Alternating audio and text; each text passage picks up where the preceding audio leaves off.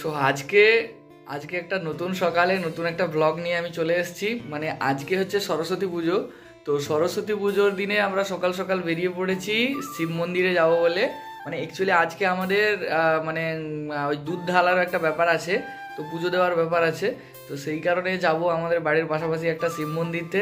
আর দেখো তোমাদের দিভাই already ready হয়ে গেছে প্রায়, আর আমি তো অলরেডি রেডি হয়ে গেছি, সকাল সকাল স্নান করে ফেলেছি। মানে এখন সকাল সকাল একদম, মানে যখন 8টাও বাজে না তখন থেকে উঠে স্নান টান হয়ে গেছে। তো এইখানে তোমাদের দেখাচ্ছি, এই যে দেখো তোমাদের দিভাই রেডি হচ্ছে, আলতা পরছে এখন। কি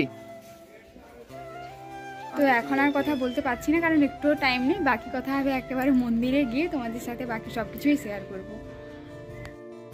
তারপর বাড়ি থেকে বেরিয়ে চলে গেলাম বাবার ঘর, কারণ ওখানে মাকে নিতে হতো সঙ্গে। দিয়ে মাকে নিয়েছি এবং বোন সরস্বতী পুজোর শাড়ি পরার জন্য আমার জন্য ওয়েট করছিল, বোনকেও শাড়ি পরিয়েছি এবং তারপর চলে গেছি আমরা মন্দির।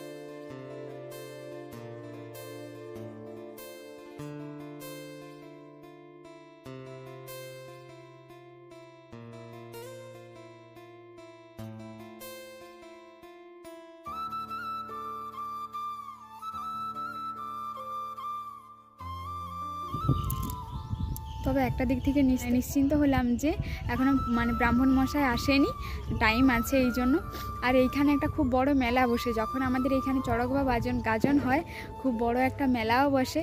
আর গ্রাউন্ডটা দেখেই বুঝতে পারছো অনেক বড় হয়। এখানে হয় গাজনটা ফার্স্ট 5 দিন ধরে হয়, মানে ওই ভোগদা হয় যেমন ঠিক চন্দনেশ্বর মন্দিরেতে হয় তেমনই সব জায়গায় শিব মন্দিরেই হয়। এখানে বেশ বড় মেলা বসে। আবার চড়কটা হয় আমার বাবার বাড়ির একদম পাশে, আমাদের যে স্কুল মাঠেই হয়।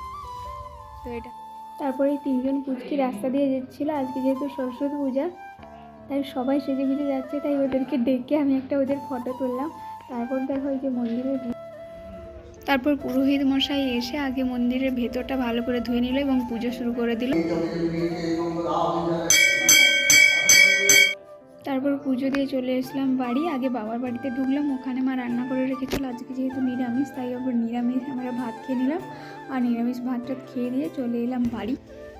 তো যখন আমরা গেছিলাম তখন একটা অন্য গেট আপে ছিলাম আমি ও একই আছে। এখন আমি আবার চেঞ্জ হয়ে গেছি, তার সাথে চলে এসছে এই দুটো মালা। এটা কারণ আছে, আর বলবো পরে, বলা হবে পরে। তো এখন বাড়ি চলে এসেছি, আর মায়ের বাড়িতে ভাতটা খেয়েই এসেছি, আর পুজো দিয়েছিলাম। এই জন্য হচ্ছে এখন আর তেমন চাপ নেই, আর কোনো তেমন কাজও নেই। এই যে আসার পরে 3জন মিলে কত আর্জি জানাচ্ছে, খেতে দেওয়া হয়নি। এইখানে একটু আছে, দুধ আছে, তুমি ওইটাতে একটু ওদেরকে দাও। আসার সময় আমাকে রিংস কিনে দিয়েছিল, সেটা খেতে খেতে বলছি মা যে আমাকে এই শাড়িটা কিনে দিল, এটা থেকে আমাকে কেমন লাগছে। বলছি খুব। বাবার ঘর থেকে আসার সময় আমরা পুজোর বাজারও করে নিয়ে এসেছি, কারণ এর পরের দিন পূর্ণিমা। দেখো প্রথমেই বের করলো এই খেজুরটা, এটা বলছে যে এটা আমার জন্য কিনেছে। বাট আমি বলছি যেহেতু এখনও এঁটো করা হয়নি, এটাই ফার্স্ট আগে পুজোতে দিয়ে দেবো, বাকিটা তারপরে আমরা খাবো, আর পুজোরগুলোই তো আমরা খাবো। তারপর ওকে বলছি এটাতে buy one get one free, আরেকটা দিয়েছে। বলছে না, এটা তেমন কম দাম নিয়েছে, হাফ দাম নিয়েছে, এই জন্য ফ্রি দেয়নি। তারপরে এছাড়া আরও কিছু ফল, তার সাথে এনেছিল ফুল, কারণ আমার ফুলটাও কিনতে হয়। এখন আমাদের বাড়ির পাশে ফুল ফোটেইনি প্রায়, এই জন্য ফুলেও এনেছে, কারণ আমাদের প্রায় এখন ফুল কিনতে হয়। আর এখন কিন্তু এটা শীতের ঠিক সরস্বতী পুজোর সময়ে, যেহেতু ভিডিও বুঝতেই পারছো, তখন তো ফুলের ক্রাইসিস, কারণ বাড়ির পাশাপাশি যা ছিল সব তো নিয়ে গেছে সব সরস্বতী পুজোয়। দিয়ে এই ফুলটা বলছে এই ফুলটা আমার খুব ভালো লাগে, যেটা গাঁদা ফুলের মধ্যে দেয়, আর গাঁদা ফুলের এই হলুদটা। তারপরে এই ফুলের পুটুটা রেখে দিলাম, দিয়ে দেখলাম কী এনেছে। এখানে আনা হয়েছে হচ্ছে চিড়ে, আর তার সাথে আনা হয়েছিল আঙুর, এরপরে আনা হয়েছিল হচ্ছে নারকেল দুটো, যেটা একদম টুকরো করে ভেঙে এনেছে। এছাড়া এনেছিল হচ্ছে আপেল, তারপরে এনেছিল একটা কমলা লেবু। আর এই কমলা লেবু দেখে বলছে এটা তোমার গালের মতো ফুলে আছে। আমি বলছি না না, এই করে দুজনের একটু হাসাহাসি, এটা নিয়ে একটু ইয়ার্কি হলো। তারপরে আর যেগুলো আনছিল সেগুলো বের করলো। এখানে এনেছিল শশা, যেটা তো পুজোতে প্রায় আনা হয়। তো এই হচ্ছে আমাদের ফল।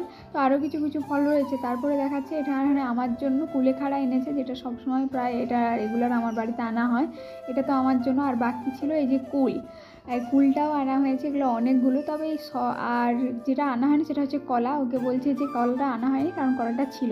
তারপর ওকে বললাম এই সব পুজোর ফলগুলো একটা সাইডে রেখে দাও, এই সব ফুলগুলো তো দেবো না, যতটা ফল পুজোতে দেবো এখান থেকে 4-5টা করে সব মানে ফলের থেকে ভেঙে ভেঙে পুজোর জন্য সরিয়ে রেখে দাও গামলাতে করে। আর বাকিগুলো তখন আমরা যদি ও খায় বা আমি খাই আমরা খেতে পারবো, যদি আগে পুজোর জন্য আগে তুলে দেওয়া হয়।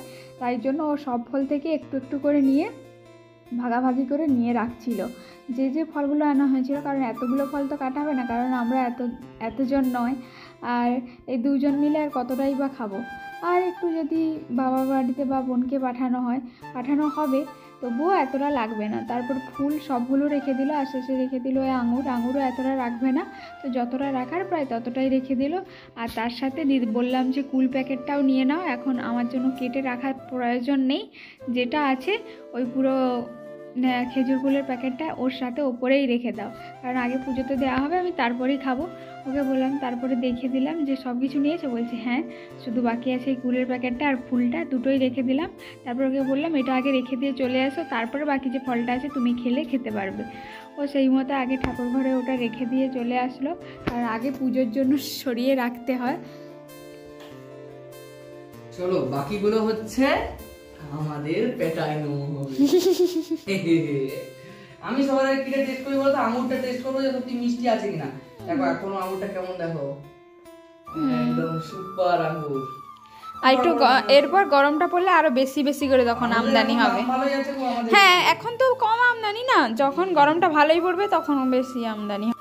তো আমাদের আজকের ব্লগটা এই অবধি। দেখা হচ্ছে নতুন কোনো ভিডিওতে। ভালো লাগলে ভিডিওটা লাইক এবং একটা কমেন্ট করে